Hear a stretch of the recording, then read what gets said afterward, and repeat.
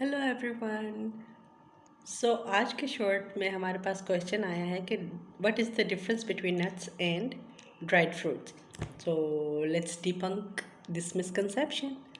Dried fruits are chewy fruits that we eat, लेकिन उनको क्या किया जाता है कि उसमें से पानी निकाल दिया जाता है और उनको ड्राई कर दिया जाता है and yet they called dried fruits.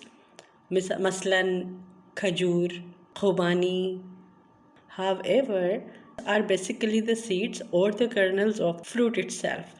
For example, बादाम, पिस्ता, काजू, अखरोट, ये तमाम जो है नट्स की कैटेगरी में आते हैं।